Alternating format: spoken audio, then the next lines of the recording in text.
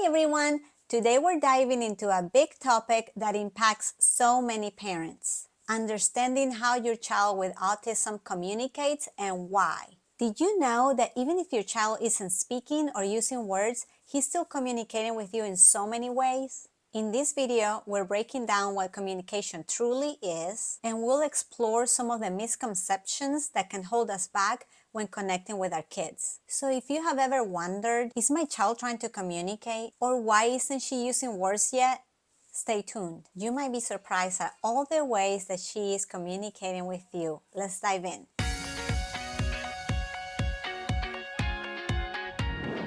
Hi there, my name is Andreina Ballester and I am a speech-language pathologist. Today, I'm sharing how and why your child communicates. I have a free checklist in the description below that you can use to determine where your child is at, so make sure to grab that. Alright, let's jump right in. So in order for you to be able to help your child, it's important to lay a foundation and understand your child's learning style, his sensory preferences, which I covered in previous videos, but also how is your child currently communicating and why? I cannot wait to start teaching you all the specific strategies that you can use with your child. But first, we need to do some detective work and get some definitions out of the way and concepts understood. I want to let you know that the information I am about to share with you is sourced from the Hanning Center.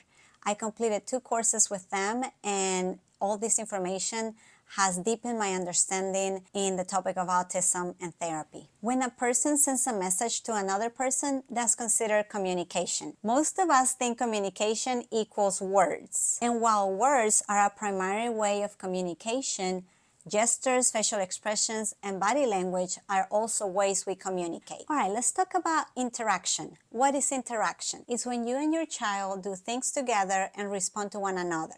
It's a two-way communication. This interaction piece is one of the things that children with autism have difficulty with to different degrees. This is based on their learning style and their sensory needs. I cover this in 2 other videos, so make sure to watch that. For a successful interaction, your child needs to be able to, number 1, respond to others when he is approached, and number 2, be able to initiate or start interactions on his own or her own. Responding is easier than initiating. Also, your child may only initiate to get his needs met or ask for something.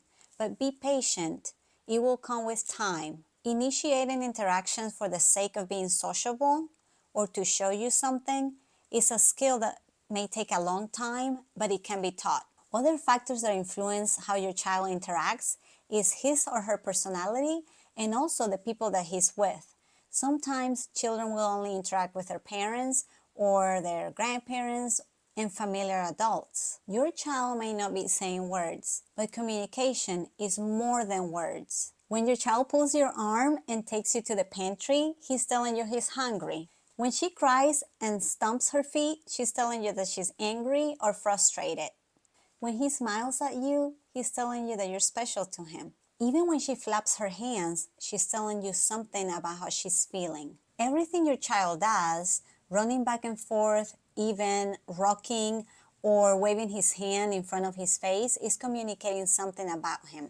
I am going to go over a list and I want you to put a check mark on the ones that your child is using. You can download my free checklist by clicking on the description below. If you download my free checklist, you'll be able to print it out and check off every item that applies to you and your child. Knowing this information will help you develop his strengths and teach your child other forms of communication one small step at a time. For instance, if your child is not making any sounds, he may not be ready to talk, but you will be able to start by showing him an easier way, like gestures. Okay, so here's the list of how your child may be communicating. He may cry or scream, move his body next to people or things that he's interested in, or turn his body away. He may be communicating with gestures or facial expressions. Reach with an open hand to get the things she wants. Take your hand to get you to do things for her. He might look at things he wants. Point to things but not look at you. Look or point to things that he wants and then look back at you. This is called joint attention. He may use pictures, sounds, words, sentences. He may use echolalia.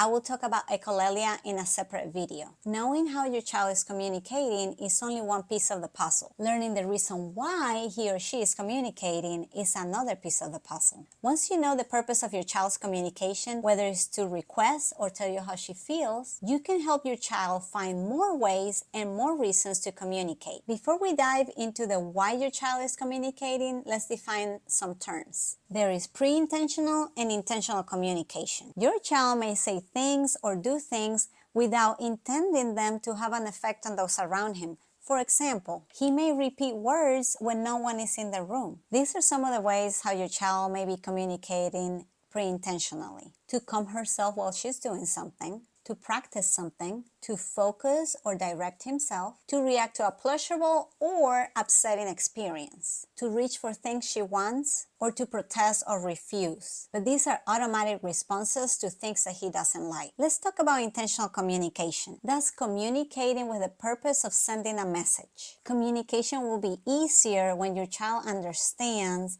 that what he does has an effect on another person. Here is the list. Protest or refuse. If your child doesn't like something, instead of just pushing it away, he'll look at you and protest. He might shake his head no instead of crying or turning away from you. Requesting, showing you what he or she wants, either with using words or gestures. Children usually start requesting food or drink, a toy, or help, but eventually they move into social requests, like people games, for example, asking you to tickle him, or letting other children know he wants to play with them. When your child moves into more social requests, in other words, for reasons other than getting his needs met, he's making progress toward becoming a more effective communicator. Your child may respond to follow directions, make a choice, or answer simple questions like, "What's your dog's name?" To greet or say goodbye, to get you to notice him, to show you or comment on something, to ask questions, to talk about the past or the future, to express his feelings like sad or happy, to pretend or imagine.